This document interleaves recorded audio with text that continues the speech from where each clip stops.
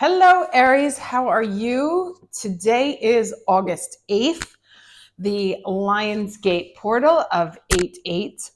And I thought I would do a little quick reading, and I'm doing it on my abundance altar here because 8 is the sign of infinity and abundance.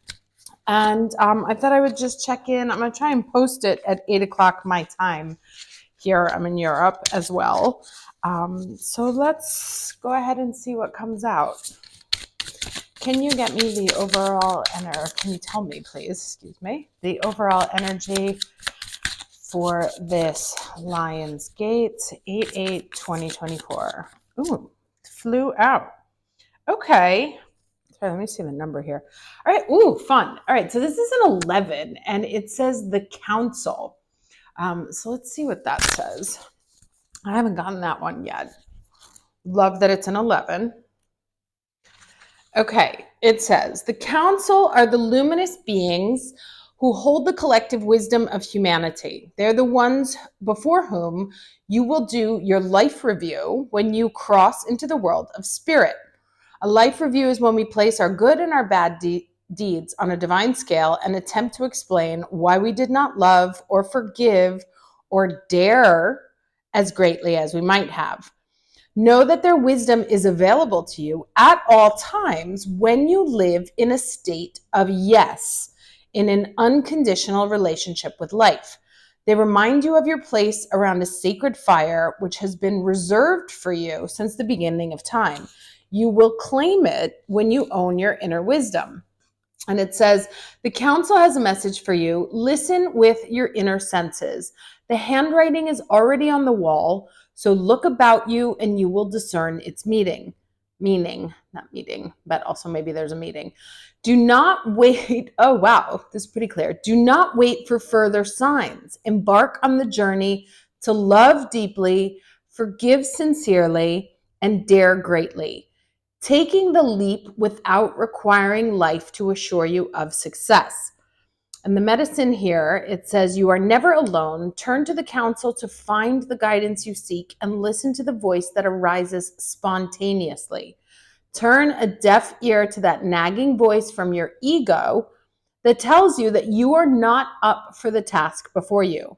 Create a spiritual feast for the council. Invite them to your altar. Here we go. Every day before you meditate or pray. So love that. That is pretty, usually the cards kind of hem and haw about what it's trying to say, but that's pretty direct. All right, let's go ahead and get the challenge energy. All right, 2 fell here. Okay. The Emperor and Justice. So these are the challenge cards, right? Now the Emperor can talk about not feeling strong enough or not feeling like you've learned enough or you need to learn more, you need to study more. Some of us can have that, imposter syndrome, especially as women, where statistically speaking, we can be challenged more on the things that we say. And so we tend to over prepare. Or you may just be feeling, regardless of what gender you are, that, as the card said before, that you're just not up to it, right? That you haven't mastered it yet, that you still have some more stuff to figure out. And the Justice card is when things are balanced, I'll be able to, you're judging your level of mastery. And if you're coming up as lacking, if you're telling yourself as lacking, that is part of the block that's being created, right? It talks about a culture of yes, a moment of yes. I'm going to just move my little jade piece here. Let's get started. It's very busy frame, especially with my dress on top of it. But okay, lesson. Let's do this one.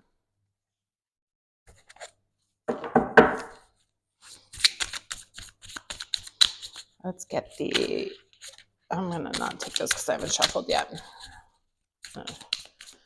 Okay, can I have 1 card, please, for the lesson at this Lionsgate portal, 8/8/2024. I'm going to take this one. Okay. It says the mirror guardian, take time to reflect. Interesting. That's like the opposite of what the other card said, but let's see how they come together. It did say to go inside, right? Like to trust your own intuition. Who is this? The mirror guardian, 115. Okay.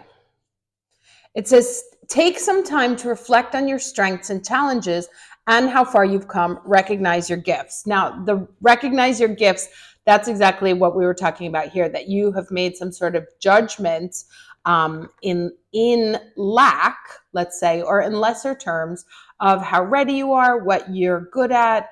It's like, oh no, I'd have to take another class to do that. I don't think I'm ready to start writing. I don't know if I can do that job. And this is saying to actually be a little bit more objective. That may also be where the Justice card is coming out, because like you may be looking at it through non-objective eyes, and to be very clear and very truthful with yourself about actually how much you have done, what you are good at, compared to either a period in time or compared to other things that you were doing. It says here, angels accept you the way that you are, even when you are going through a challenging time. They still hold you in the highest esteem. The mirror guardian, a female angel looking into the mirror of life, invites you to witness your spiritual strength and beauty, to see yourself as angels do. And there's actually, this like connects to this card as well.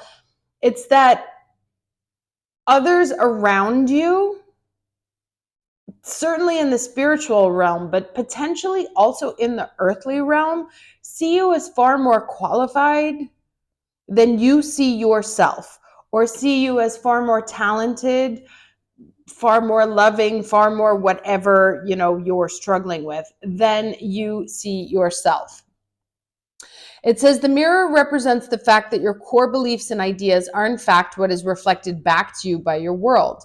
Your life is one big mirror of how you feel within, right? That's kind of like you attract what you put out. And the mirror guardian helps you recognize that. When this card appears, you are being invited to take some time to see where you are now. And it says, you are a beautiful being who has surmounted so many challenges and expanded in so many ways. Your angels are now guiding you to take inventory of your life, to take the time to note all of your recent experiences, the challenges you have surmounted, the strengths you have developed, and the lessons you have learned. Your angels want you to reflect on your strengths, in particular, those aspects of yourself that you feel have not been acknowledged by others. Offer yourself approval where it's due, and know that when you give yourself credit, others will be able to as well, right? Kind of like if you don't believe in you, you can't expect other people to believe in you. And it also sounds like there's other people around you who are like, oh, she's so good, or he's so good. I wish they would just start, or I wish they would just like believe in themselves and do take the step. Okay, so we have a page. I knew this was going to come out. So we have the 5 of Pentacles here, right? The 3 of Coins and the Page of Cups. I'm going to put them in this order because that's how they fell, but I don't think I feel like the 5 of Coins, like it's not sequential. So the 5 of Coins talks about that lack mentality, right? And the Page of Cups is about offering, like what has to be offered, what you're offering to the universe. It can also be apologies. It can be forgiveness. This can be reconciliations. It's making a heartfelt offering to someone, an entity, the universe, whatever. And then the 3 of Coins is about collaboration, seeing things starting to take shape, not fully developed, right? But in the process. However, there is this 5 of Coins that kind of overshadows it, because you're like, but I only have 3. Like I wanted 7, or I wanted 8, or I expected 10 by now. and they're kind of saying that this lack mentality, a feeling that you should have had more pentacles or should be further down the road than you are as of now, is what's actually getting in the way of that developing, right? Thinking that you need more, you have to have more, you don't have enough, is what's blocking you being able to actually give your best to your community, to your job, to your new life, to an old relationship, to a new relationship, to whatever this thing, this offering is. And that it's, that the lack mentality is really getting in the way of you being able to share what it is that you have to share. But the Three of Coins also reminds us that when you're ready to take steps, even with your new thing, right? This is kind of like she's singing, performing kind of thing. So sharing your talents, that there is somebody who's excited to receive it. But that you're like worried, like, oh, I don't know, like, will it be enough? Am I enough? Do I have enough? And that's getting in the way. Now let's get some final words of advice here. Can I get some advice for my Aries? Okay. 2. What do we have here? All right, we have financial health and the home card. So let's see what these say.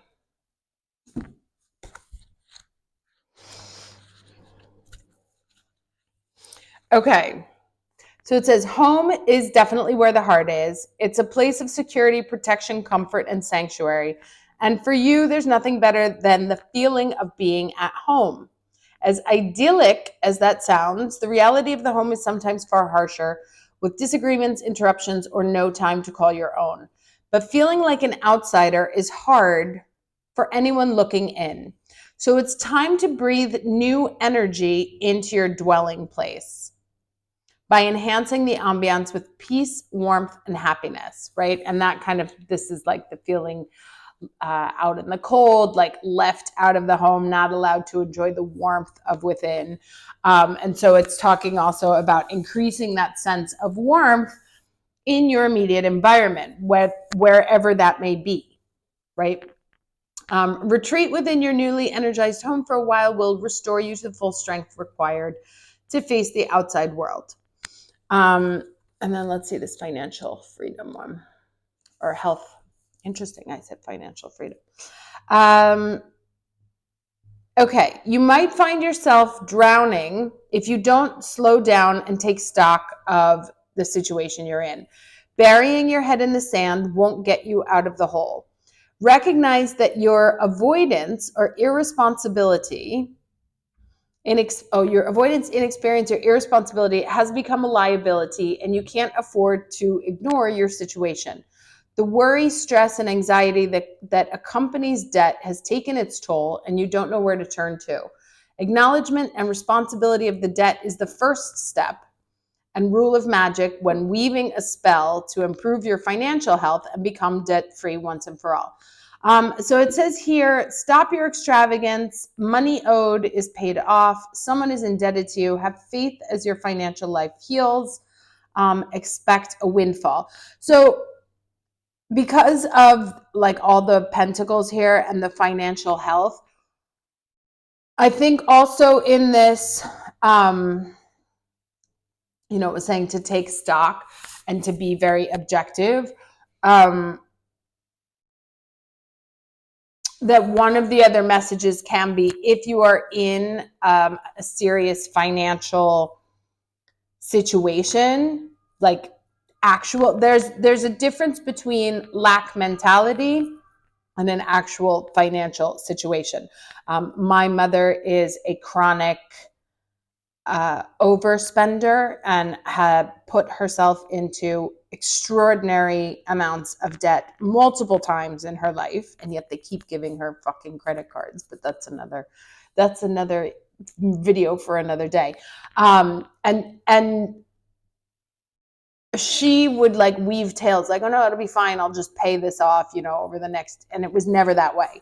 So one of the things that this is also saying to you in terms of your objectivity of your situation is, in some cases, the objectivity of your situation will be that actually you're better off than you think.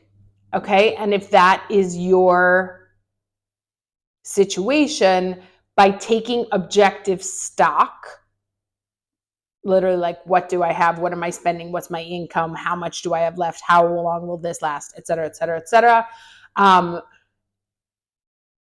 To not